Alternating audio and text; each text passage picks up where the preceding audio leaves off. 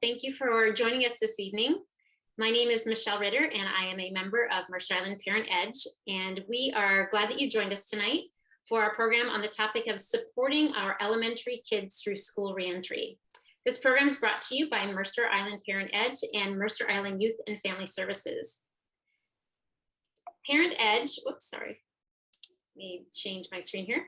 Parent Edge is part of the Mercer Island PTA Council, which is comprised of PTA representatives from all of the schools on the island, including our 4 elementary schools, Islander Middle School, Mercer Island High School, and the Mercer Island Preschool Association.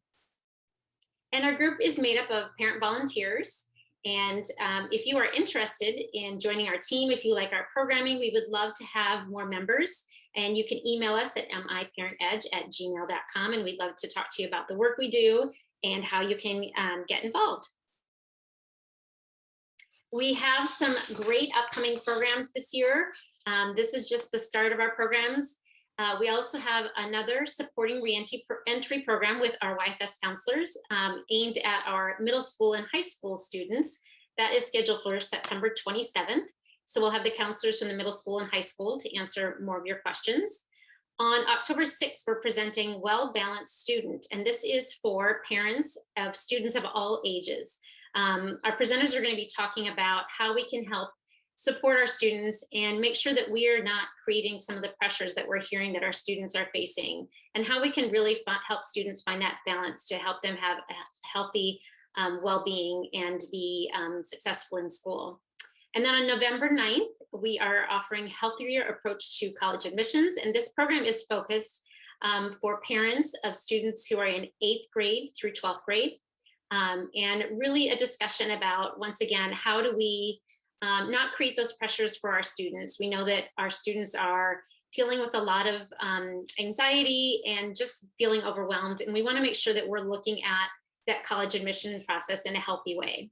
And then on November 17th, we're offering our Youth Suicide Prevention for Parents program. It's something we offer every year in conjunction with Mercer Island Youth and Family Services, and we invite you to participate in that program.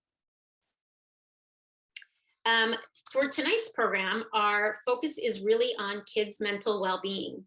We know that there are so many questions that parents have about how to keep our kids physically healthy, but today we're really focusing on our kids' mental health and how we can help them stay well in mental health well-being. We are very excited to partner with our friends at Mercer Island Youth and Family Services. We have 3 counselors here this evening, as well as Derek Franklin and Tamby Cork from YFS. We're going to provide some tools that will support you and provide you with some ideas for how you can support your kids during this tricky time of reentry and something that none of us have ever been through before.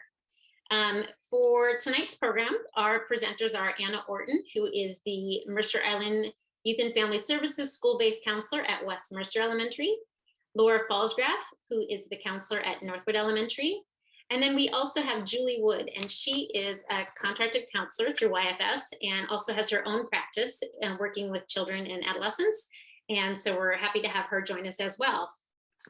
The format for tonight's program, we are going to have a brief presentation followed by lots of question and answer time. We know that everyone has question and answers, questions that you'd like answers from our professionals, and they've already said that they're seeing a lot of things in the school. So they hopefully will have some great tips that they can share with you.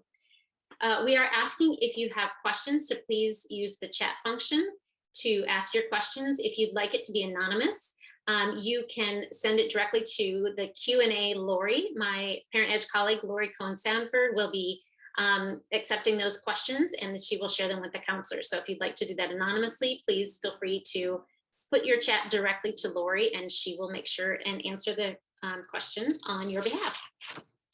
We are recording this program, so we will send out a recording after the fact if you want to share it with other family members, or if you have friends or just need to revisit it to remember the tips that we shared with you. To get started, what we would like to do is take a quick poll to find out where everyone is at right now with what you're seeing in your kids. So I'm gonna launch a poll here. If you can take a minute to click on the top 3 behaviors, any new behaviors that you have observed in your kids And once again, we're looking at elementary kids for the focus of this program. And you will note on the side, there is a scroll bar where you can scroll. I think there's maybe one that's hiding at the bottom. So if you scroll all the way down, the last one you should see says challenges with organization and time management. So if you can participate in that poll, that will be helpful in us knowing kind of what you're seeing in your kids and what questions you may have today.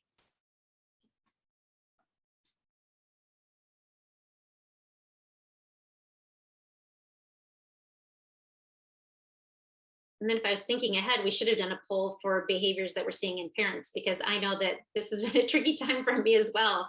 I can tick off about 3 of these: sleep issues, stamina, motivation. The parents are feeling it as well. Give you just a few more seconds to log your responses.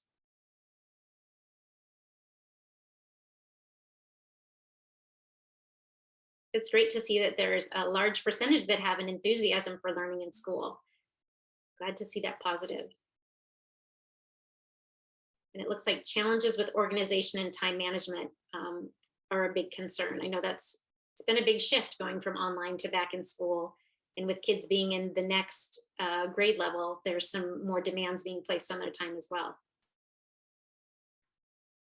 If you're just joining us, you can go ahead and you can see the poll, go ahead and log your top 3 behaviors. And then I'm going to turn it over to our panelists. I'll leave this poll up for just a second. If you have anything you'd like to comment on before we take the poll down.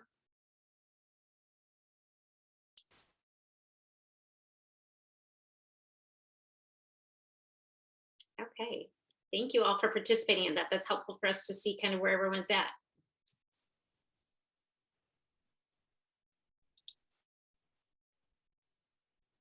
And this is where we landed if you want to see where we're at. So enthusiasm for learning in school was high, challenges with organization and time management, sleep issues, and then a few of the others as well. Okay, I am going to go ahead and turn it over to, I believe, Anna, and I will share my screen so you can see your presentation. Thank you. If I can find it, hold on. Since everybody cross all the crossables, that's what I always ask students to do when I'm trying to pull something off on Zoom. Cross all the crossables. That's a good one. Cross all the crossables. Okay, give me just a second. I'm getting it out here. Yeah, I always think I should be a pro at this Zoom by now, but there we go. Okay, let's get you to the beginning.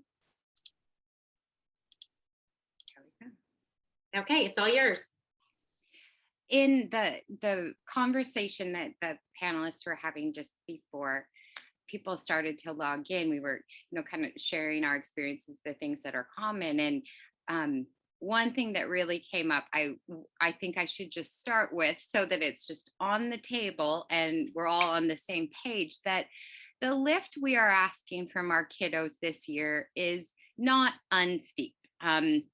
Anytime there's a period of change or transition, you'd expect to see some not smooth operating for a while. And this year, the lift we're asking for our kids is to start a new school year in which that's abnormal because of its normalcy. And I'll say a little bit about that in a second, after they've lived through the past 20 months. And any one of those things would be a solid lift, but our kiddos are doing all 3 at the same time. And the reason why I said one of the lifts is the normalcy of this year is our kiddos aren't used to full day, full class school. And that's what they started right out the gate when school started this year. So those 3 things combined really do represent a pretty big lift for our kiddos. And so when Michelle brings up this next slide, thank you.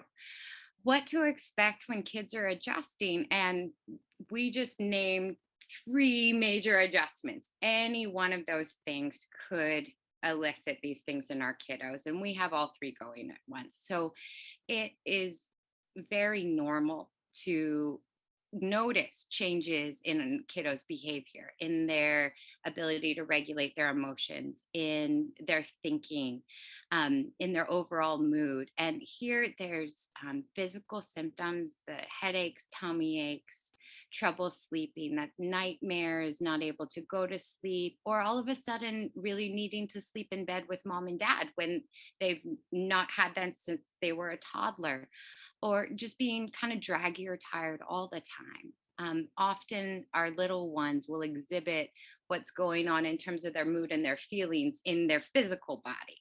So they might not be saying I'm anxious or I'm sad, but they might be complaining of headaches or tummy aches or nightmares. Mood, you might see more worry, more what if this happens, but what if this happens? That kind of hair trigger where little things that normally they would have just absorbed and moved on with all of a sudden really set them off and get quite a bit of emotion going. Um, or just more of an emotional response to things that might seem benign throughout the day. The behavior, that kind of the risk taking, the, oh, I'm going to push this line a little bit further just to make sure it's still there, more tantruming, more negative attention seeking behavior, or really not wanting to be away from mom and dad in a way that they haven't before, kind of that clinginess. And then the difficulty incorporating and consolidating new information, or even just tracking. You might see kiddos being kind of off in daydream land and have to call them back.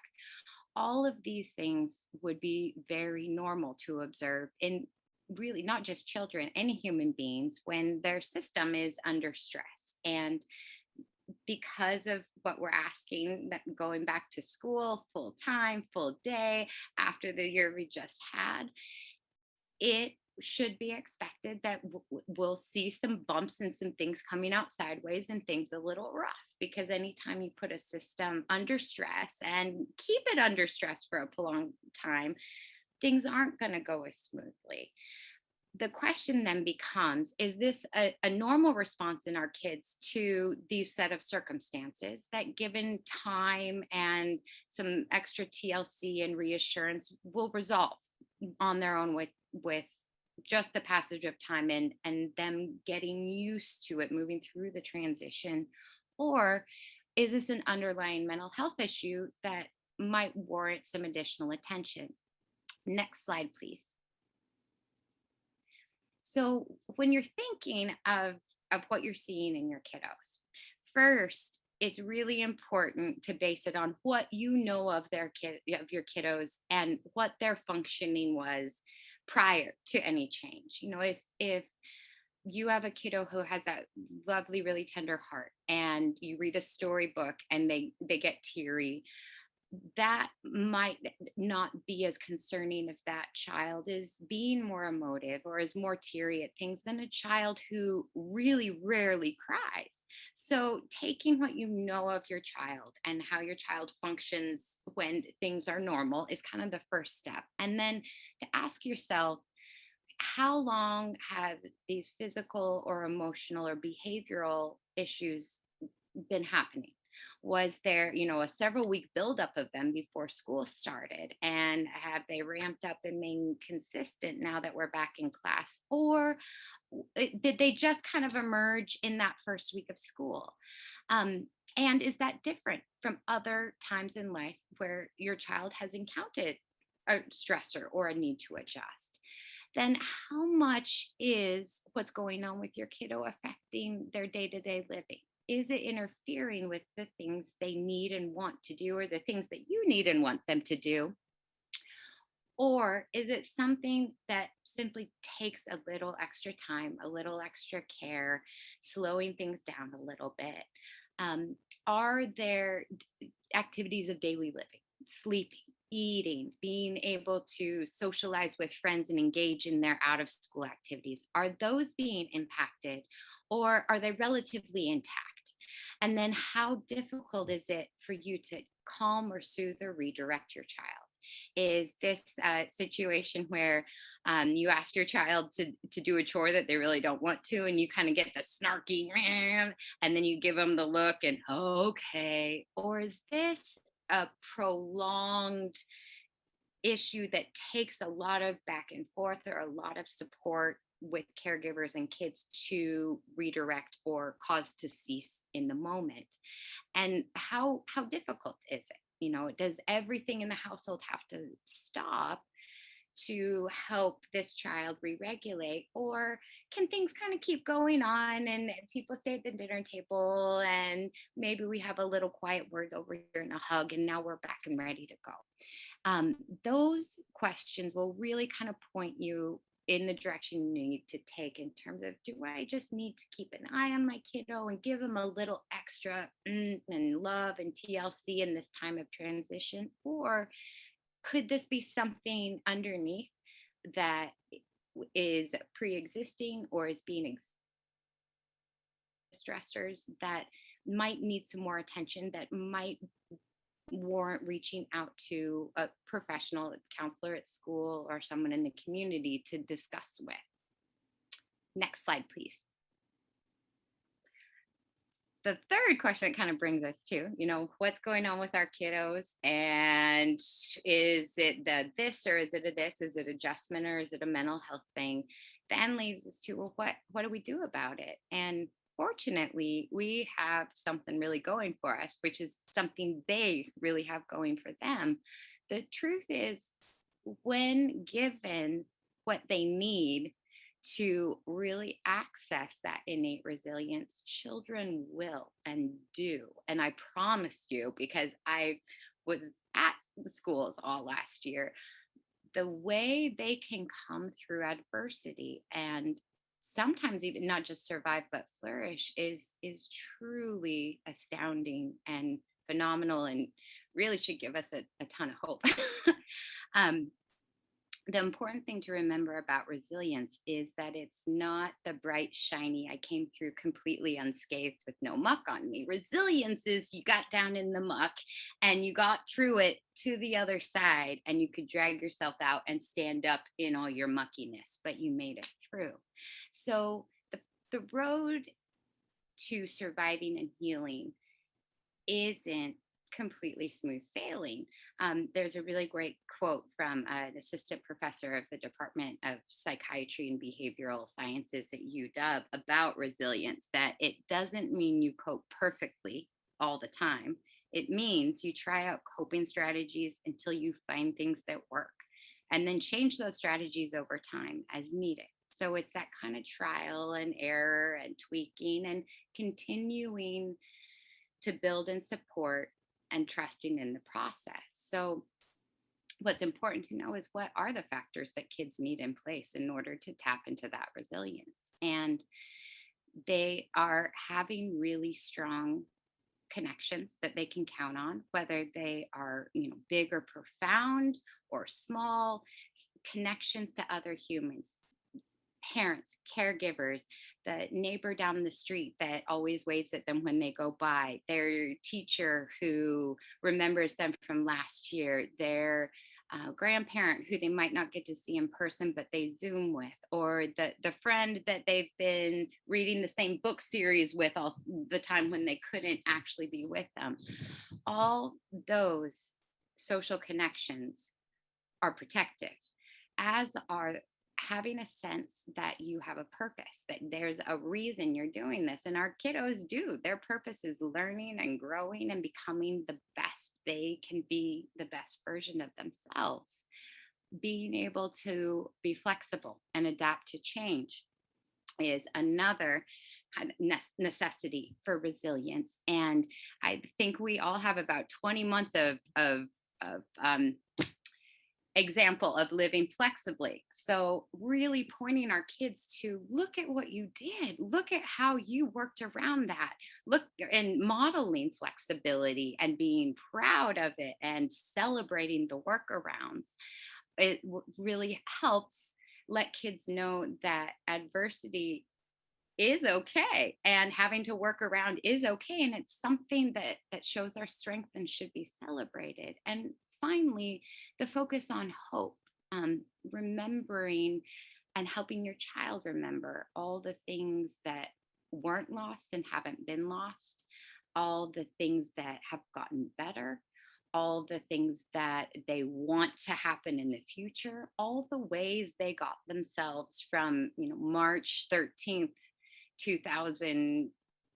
And now my mind's going to blank. Was it 2019 or 20? This has been going on for so long until this day, and letting them see your pride in their strength. That will all help kind of shift a focus to hope going forward, what we want to get to, not what we want to get away from.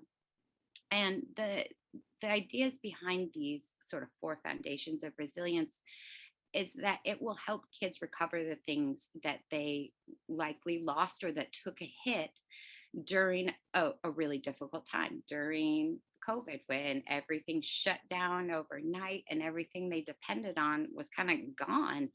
Recovering the trust in other people, recovering a sense of safety and stability, that there are some things we can count on, and regaining that sense of control, that feeling that I can impact the world around me. And if I can impact the world around me, I have a chance to survive through it. I have a chance to kind of maybe help this world survive me. So those are really the big things to focus on. And there's a million ways that parents do all these things already, giving them a structure, keeping the rules the same, taking the time to sit and talk to them about whatever it is they want to talk about, celebrating their successes and their triumphs, letting them know how much they matter as a member of your family or as a member of their school. These are all things that will help kids withstand the stressors that we can't control or can't stop. And I will now turn it over to my colleague, Laura Falsgraf, who's going to finish this slide deck.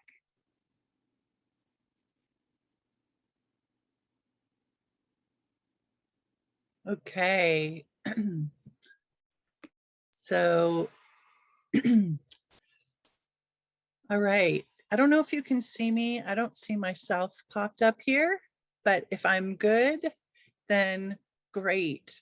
We see you, Laura. We see okay, you. great.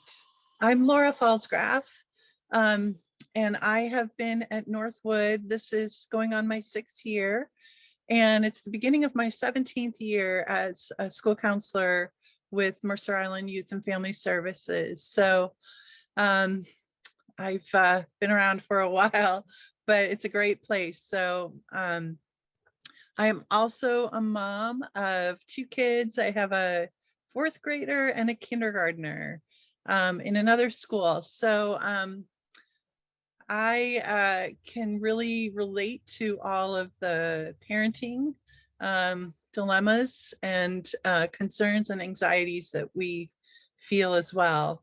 What I'm here to talk with you about a trauma-informed response.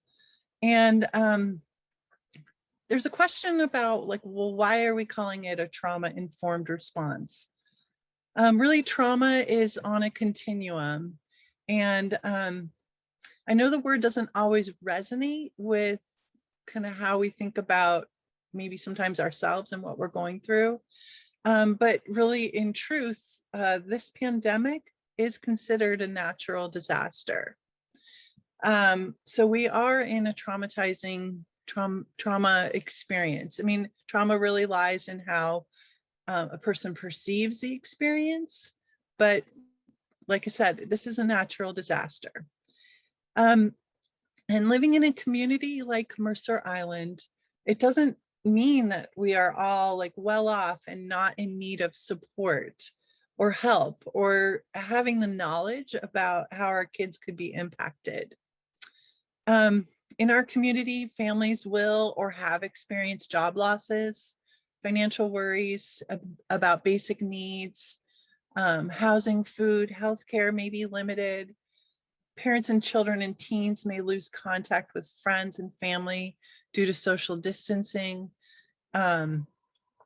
They may worry about older adults and other family members who might have a greater risk of serious illness or death from COVID. And some families may be caring for sick family members.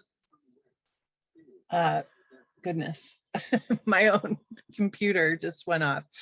So there's some key points that I want to make about trauma. So trauma is an injury and not an illness. And the injury is not yours or your child's fault, but healing from it is our responsibility. In the words of the trauma researcher Bessel van der Kolk, trauma comes back as a reaction and not a memory. And because of this, it's important to remember that we are not our thoughts, feelings, or behaviors any more than we are the song that we are singing. So one of our many goals when providing our children with a trauma-informed response is to learn how to be a compassionate observer, both to our own experiences as parents and individuals, but also to our children's experience. And I would call this being mindful. And being mindful and teaching our children to be mindful can be a really powerful tool to wellness. And this is a well-researched and evidence-based fact.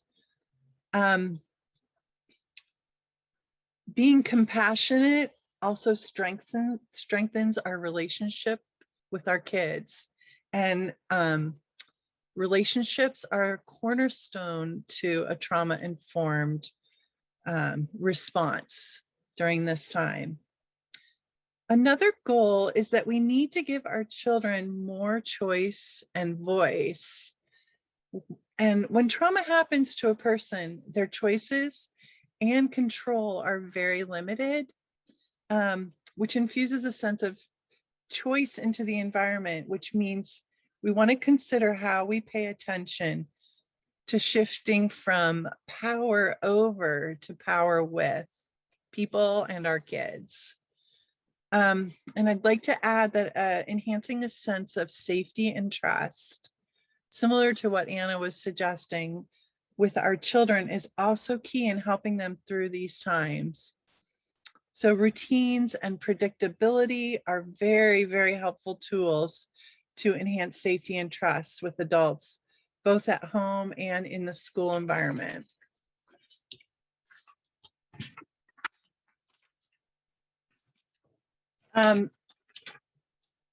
So really we want to ask, like, what can I do to help my child heal? Which promotes safety in our settings and in our just general environment. And when kids feel safe, they will be more likely to share their experiences and feelings, which can lessen the burden and stress they feel. So it lets the air out of their balloon. It turns down the heat and like lifts the lid on the simmering teapots. And it validates and reaffirms that they're not alone. We're all in this together attitude builds resilience and connection. And that attitude alone is a big buffer against mental suffering. We want to practice and plan for recreation and relaxation, and that is another key variable to wellness. So nature-based activities are very healing.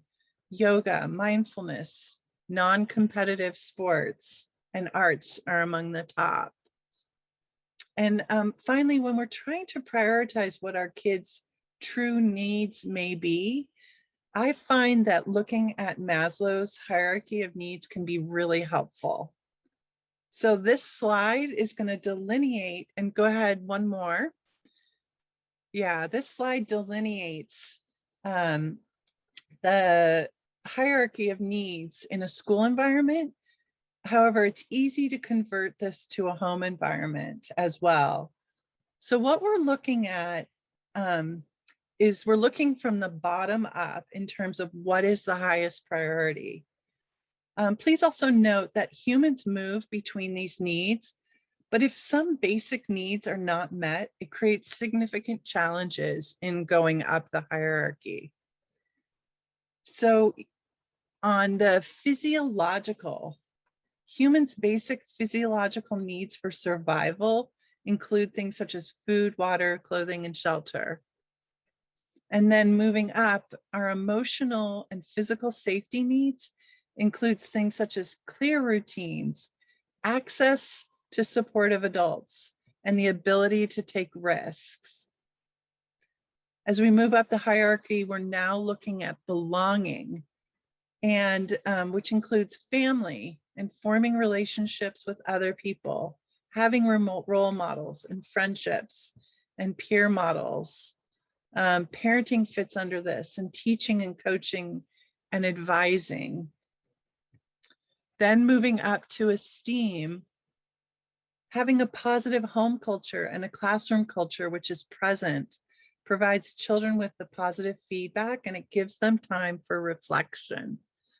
And it encourages those kids to take risks. And finally, moving up to self-actualization, which converts to our students and our children being able to learn and grow and thrive.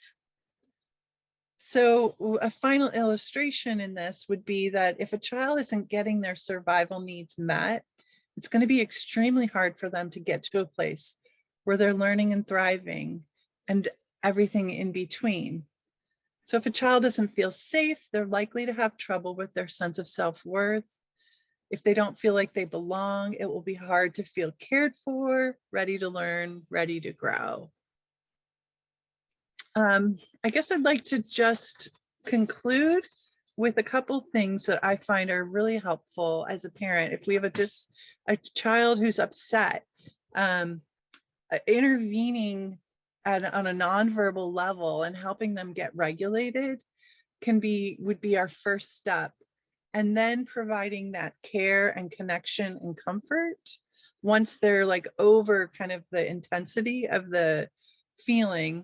And then the learning comes after that. There's many resources that I can share with Michelle, and I'm happy to do that. And just the final thing I want to say is that the core of a trauma-informed response, once again, is to build those strong relationships with your kids, show that you accept your child regardless of their struggles or regardless of their willingness to do work or accomplish tasks, and meet them where they are. Thank you. Thank you to Laura and Anna for kicking us off with some really great information. I think it's important for us to think about where our kids are and what is normal in this situation we have, where we are all facing this trauma, as you mentioned. We'd like to open it up to question and answer. And for those of you who maybe joined a little late, we are handling all of our questions through our chat. You can submit your questions either to the group, or if you want to do it anonymously, go ahead and put in the chat to Q&A Lori, and Lori will ask the question of our panelists. And then I also want to share, we have some resources for our school-based counselors.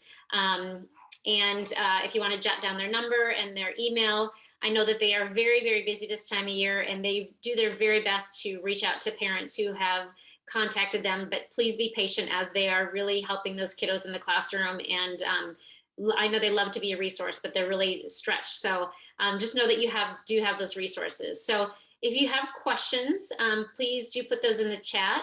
Lori, if you have any, feel free to share, and I will open up to our counselors. And otherwise, I know we have some questions we can get started.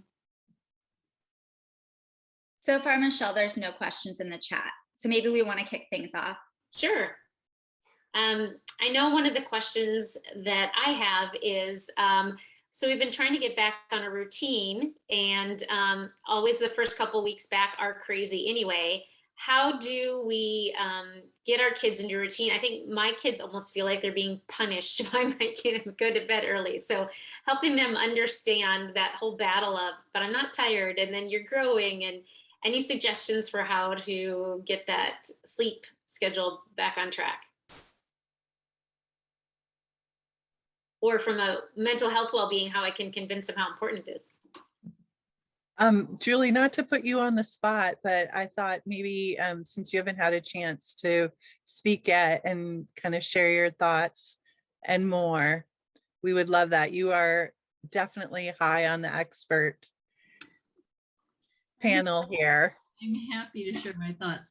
I was actually going to quote you in sharing my thought. What occurred to me, Michelle, was what Laura said about the difference between power with versus power over. And it certainly can feel like when it's coming from your parents that it's all about power over. I think this is one of those moments to say, oh, it's been rough and we're in this together. We got to do this together. I don't like getting up earlier either. I can't tell you how many parents have been saying that. I love the routine. I love my kids in school. I'm not liking getting up at 6 a.m. So I think, being able to sit down as a family and say, we got big changes coming. That's the plan and prepare, give voice and choice. And we're in this together. Here's some of the things that we know have to happen. So it's not mom or dad or caregiver making it happen. We know you got to get to school. We know you need lunch and breakfast. How do we make this happen in a way that works for you and a way that works for us as parents? Because everybody's readjusting to transitioning into the new routine. I've been hearing from a lot of families of like, we used to know how to do this. Like we did this for years. And now all of a sudden it feels sort of bumpy and rocky. It's because everybody's been sort of out of practice for almost a year and a half. So that would be my thought. And give yourself plenty of space and time to fail. Like it won't be every night at the right bedtime. But if you're going to hit maybe 3 out of 5, that's not bad. Great. I did get one question. Oh, actually, it's actually to everyone. So I think all the counselors can see this one from, if everyone goes into the chat, you can see the question to answer. So it says, if our child seems to be happy and is thriving in school, not just academically, does it make sense to have our child see a counselor? So I think maybe said not academically. My thought is, I would say no. It doesn't sound like there's a problem right now. I think that we want to create as many opportunities and openings and so much safety and trust with our kids that they feel free to bring that up with us and talk with us. However, we can also look for those behavioral cues that make us think, oh, there is something concerning, and they may not even be aware of it, that there's something distressing them. But you just kind of watch carefully and closely, and you just constantly assessing and monitoring. Feel free to chime in, Julie or Anna. I really agree. I think this is one of those places where thinking about fostering resilience is so useful. If somebody's doing well, they're doing well. And it's okay to be doing well when there are difficult things happening. Sometimes when a parent's particularly anxious, it can be hard to tolerate your child doing so well if you're having a hard time. And we certainly all know that this has been just as hard on grown-ups, on parents, as it has been for kids. And if it feels like that's the situation, by all means, get additional support for yourself. But if your kids are doing well, it's okay for them to do well. I really wanted to highlight in that poll that the number one thing was kids were enthusiastic to go back to school. So while we are going through very bizarre times, a lot of good is happening. I have a few questions for the counselors now, so I'll go ahead and share them in the order that they've been received. Can everyone hear me okay? Mm-hmm. Okay. The first is, do you have any tips specific to parents of kindergarten or first grade students who are struggling socially after 18 months of isolation? If anyone wants to take that.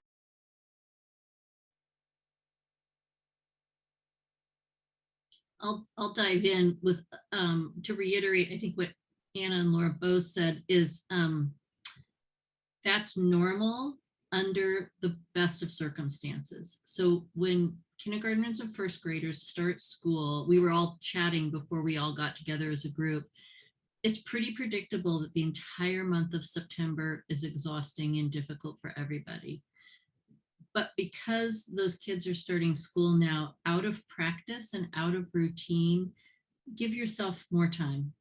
I was teasing that, maybe we need to set Halloween as the marker this year, that the end of October might be a more reasonable expectation. And really, I would be thinking about this, as Anna was saying, as a pretty normal response to a gap of experience. So at that age, it may not be experienced in a way that's distressing or traumatic, but we know as the adults that there's been a big gap of experience. They only know what they know, their little world and their family, and it will take more practice. And I'll add, as a mom of a kindergarten son, I'm right there in it with you. I would say that, just from personal experience, and this can be a promotion for Kelso's Choices as well, if it's offered in your kid's school, is that I'm helping the kids distinguish between what's a big problem and what's a small problem. And I will always just say to kids, if their reactions are really huge for something small, I might ask, like, is this scary? Is this dangerous? Is this hurtful? And then we kind of sort through that. And then if it's smaller, like, I really like role play or do it with siblings, or like give them as many options for figuring out how to, like, practicing how to solve some of these problems by talking it out, or using puppets. I'm using puppets with these kids right now. And it kind of takes it one step removed. So it becomes a little bit more playful, a little less threatening, about how do we solve conflicts with our peers? How do we interact peacefully and respectfully and playfully? I know my son he's so animated and he loves being physical, and he doesn't know where his body is in space. And so he's in everybody's bubble. And it's just like talking about, the kids are always being reminded of 3 feet. So talking about why physical space and respect and safety is so important. So that's my 2 cents as a mom and a clinician. I was going to jump in to piggyback off of Julie, and now I'm going to piggyback off of Laura. And it's funny, Laura, that you mentioned Kelso, because Kelso's also making the rounds at West Mercer, which is something that I wanted to remind parents of, that the school does have systems in place to have these kiddos arrive and support them in gaining those skills. So parents shouldn't feel like they have to have their little 5-year-old ready to navigate all the complex social situations on the playground. That is part of the learning of being a kindergartner, being a first grader. And that's one reason why someone like Laura or I would do social skills curriculum in the class, because it's understood that, no, of course, these kiddos aren't going to be able to navigate all of this at once. It's going to be years and years of practicing and honing and learning and coaching. And that's just kind of one example of a system that I know schools do have in place to really support that growth and learning, which is really lovely now that all the kiddos can be back in school. Because if that question had been asked a year ago, it would have been, well, first we got to find some kids for your kids to interact with, but we have them. And I do want parents to know it's not all on you to get your kiddos all ready and socialized. That is also a very big part of those first couple years of school. Great. Lots of great advice there. I love the idea of role playing and using puppets with the smaller kids. Okay, this next one is a 2-part. It's related to parents. So, do you have tips for parents around managing their stress and anxiety related to physical safety of their kids. And then the second part to that is how do parents, tips for parents on how not to pass their own anxieties onto their kids. So the first one is tips for parents around managing their own stress and anxiety. And the second piece is how can parents work to not pass that on to their kids? Ironically, part one is related to part two, but one of the easiest and most doable ways to not pass on our anxiety is to name it. And when we name it, it sort of takes the wind out of the sails. So ironically, it's more helpful for your kid to hear, I'm so worried and I'm trying to figure out how to reduce my worry, than to keep it all bottled up. And then our kids feel it. And then it's just confusing. I can feel the tension, I can feel the worry, but there's no words to go with it. So it's a lot harder to solve the problem without words. So sharing those moments with your kids is a great role model for how to say what you feel, even when you're uncomfortable, and then how to think together about what can I do about this? What are my choices? What could I do that could help me feel better? Including saying things just super transparently about like, I'm super worried, but that's me. That doesn't mean you need to be super worried. You might be worried about other things. I'm worried about this. You might have your own worries, and being able to have open, what I think Laura was saying about take all opportunities for it's okay to talk about, and talking reduces anxiety quickly. Neurologically, it takes our system from here down to here. Great. Did anybody else want to pitch in on that? If not, I do have some additional questions, but I wanted to offer Anna and Laura the opportunity to answer if they had something to add. Well, the other thing to add would be what Anna already had on there and what Laura had on there on the trauma-informed response of be planful, plan playtime, plan relaxation. So both for your own well-being as a parent, but also really good modeling and good for a family to do together. You know, whatever combination of family members and community can come together around keep your routine. And this is a time for extra TLC, extra planful, extra time for play and rest. Okay, thank you. Okay, this next one is, there's sort of a, I'll ask the first way, but then I'll add on because there's two questions that are similar. This question is, what do I do if my child is feeling stressed and anxious, but doesn't want to talk about it? And the second part to that was, what are some of those behavioral cues to watch for, to know that maybe if a child isn't directly speaking, that parents could be picking up on, to know that it's time to talk to their child or seek help? I can take that one. I might work in reverse order. In terms of what are some of those behavioral cues, they will be different for each child, because there's the style of, some kids tend to hold it more in, some kids tend to act out more, a child might be more verbal or more somatic. What's really important is to take what is your child's baseline. How sensitive is my kiddo to somatic things? How easily or difficult is it for them to get those really big feelings? How regular is it for them to engage in negative attention seeking? So you take kind of what is the picture of your child during normal circumstances without a whole lot of stress, and then see, is this a significant change from that? Is my child, who was very gregarious and would walk up to anyone at the park and start playing with them, now not wanting to go to the park or be out there? It's those really significant shifts in functioning or style that you're looking for. And those would be different based on kind of the profile of your kiddo. So it might be a kiddo is more withdrawn or is quieter or doesn't have that kind of out in the world, hello, I'm here kind of thing. Or it could be a kiddo who usually is pretty even tempered, all of a sudden consistently being really set off by small frustrations. It's really taking the template of, this is what I know my kiddo, this is how my kid functions when things are fairly normal.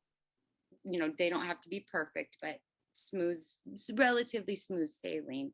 And then you look for the significant differences and how long those shifts have lasted. Is it kind of like the elastic band where a stressor happens and that you might get a blip of tantruming or withdrawal, but then it snaps back and we're about where we were before? Or is it pretty long? Does it seem like this shift is consistent? And definitely if the shift is consistent and it's not changing over time, and especially if it's impacting the things your child needs to do, both their responsibilities and the things they enjoy. If someone who really loves playing soccer all of a sudden does not want to go to practice week after week after week, that would be an indicator, because it's a significant shift and it's lasting over time and it's impacting their daily functioning. And I realized, having talked about going in reverse order, could you repeat the first part of the question? Sure. Yeah. The first part was, so you answered that very comprehensively. Thank you. About what are some of the cues to watch for parents to watch for, to know maybe that a school counselor should be engaged. The second piece is, what if you're noticing these as a parent, and but the child doesn't want to talk about it? I'm wondering if someone else wants to. I have a couple of thoughts about that, but I'm also wondering if Julie or Laura want to piggyback on this. One thing is that the younger a child is, the less likely they're going to be able to verbalize what's going on inside, especially if they're under stress. The language part of the brain is one part that goes off if the emotions are elevated. And even with older children and with adults, sometimes you've had that experience where you just can't put words to it, or it just seems so hard to match the words to what's going on.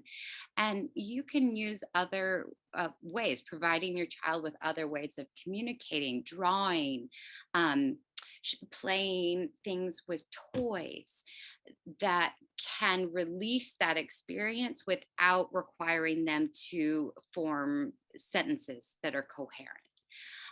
Okay, wait. Oh, I'm sorry. I was just going to note that we have 5 minutes left to our 8 o'clock time. So maybe if someone else had something to say, I just wanted to give them an opportunity. Thank you. I would only add, which is children's language is play.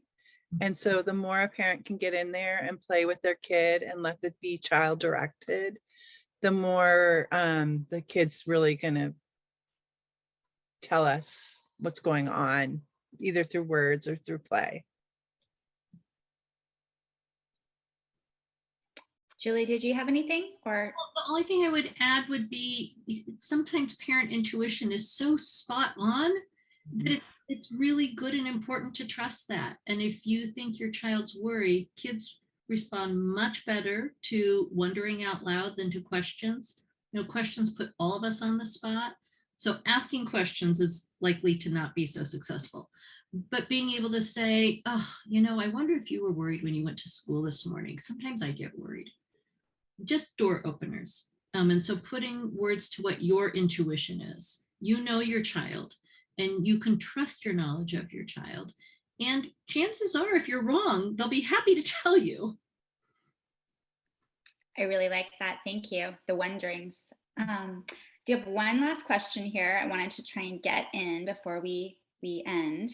And this is, how can a parent best partner with teachers, counselors, and other school staff if they know that their child is struggling? What's advice there on the kind of the steps to take and how to engage that support system? Yeah, I would say that emails are great. And I would usually start with the teacher first, and you want to keep it just as concise as possible.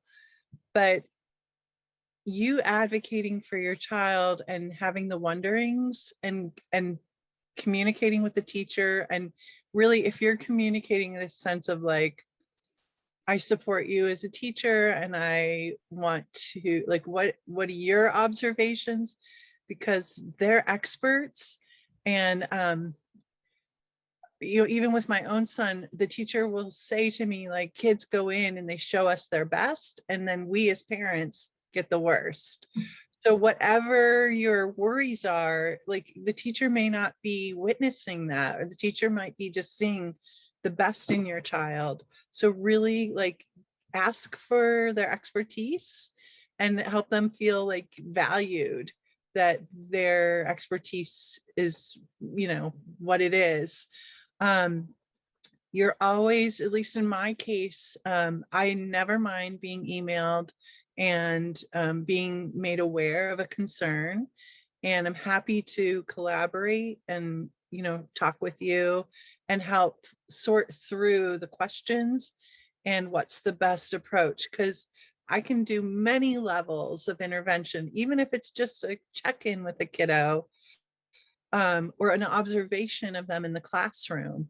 Often the teachers are so busy with 20 some kids that you don't want to burden them. But we're all there to, like, give them the best opportunity at growth. And so if we can, you know, if you can communicate like what the concern is and what the worry is, and is this behavior popping up, or how are they doing at recess? Like, I can help facilitate that. And then when a kiddo is working with me in counseling and I've got proper consents where I can talk openly, or, you know, with a somewhat of a definition of what we're working on.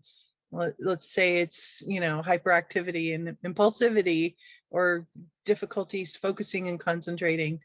Like, I'll collaborate with the teacher and we'll just all work together to create the best situation for your kiddo. And we really appreciate parent involvement and your expertise. Thank you. Did either Julie or Anna want to add, or did that answer for everyone? Yeah. Okay, great. I do have one more question, but we can end. Michelle, you had a piece that you maybe wanted to add, or just want to go ahead and end on time. I'll leave that to you. Well, I think the only question I had, and this is a little tricky one, I think for a while we mentioned it looked like everything was going to open up and everyone was optimistic and we were moving forward. And now we're kind of in a stall again. But what advice do you have for parents who are really eager to get their kids back into all those extracurriculars and into all those activities? And I read a lot of articles saying, was it really that perfect before the pandemic? Like, let's reevaluate. And I was just thinking, what advice do you have for parents, knowing that our kids are a bit fragile right now, but also I think people are trying to feel like we missed out on so much. How do we recover that? So what is your advice in the best interest of the child so that we're not overextending them and that we're giving them that time to adjust? I think we're especially in a community where people are very involved in sports and activities, and everyone's kind of like, well, we can do it safely now, so let's do it. But our kids might not be ready. So what advice do you have on that end? Don't do it. do one thing at a time. So right now it's adjusting to school and having friends again. And then every child has sort of their one thing, you know, and whatever that one thing is really important. So you don't want to be getting in the way and holding them back, but you can just say it out loud, you know. So we're going to do school because that's a lot, and we're going to do soccer, but you know, we're going to take it easy on piano right now. We'll look at that in January. And this is part of helping kids think flexibly. You know, I think one of the things you raised, Michelle, is things may change again, and being able to roll with that. And for kids, that means just saying it out loud. Oh, we thought we had it all figured out, and here's another change. And this is going to happen, you know, as COVID cases hit the school or sports teams. Oh, we thought we had it figured out. Now this is what we know. and putting it into words, and that's going to reduce both parents and kids' anxiety and worry. Take it slow. Oh, one more thing. You can't make up for lost time, so don't bother. Don't worry. The time is gone. Think of all the other wonderful aspects you had as a family. That's great. Great suggestion. Well, thank you all for your time, and parents, thank you all for joining us in your busy schedules. We hope this was helpful. We will send out some resources that we've mentioned, and you've got all of the contacts for the school counselors, and we really just all need to give ourselves some grace as we start the school year and remind ourselves that our kids are going through a lot, and we're still going through a lot too. So I think at this point we thought we'd all be just smooth sailing, but we can still do this. We can do hard things, right? So thank you all. Thank you all, and have a great evening. Oh, one quick plug to Yes. help spread the word for that presentation on the 27th for our older kids. So if you got something out of this today, please help spread the word to either maybe you are the one who has older children, but we have a second presentation on the 27th for teens, middle school and high school kids. exactly. Thank you. We'll be tackling a whole different set of issues. So thank you all. Have a great evening, and we hope to see you on the 27th or at one of our future programs. Thank you.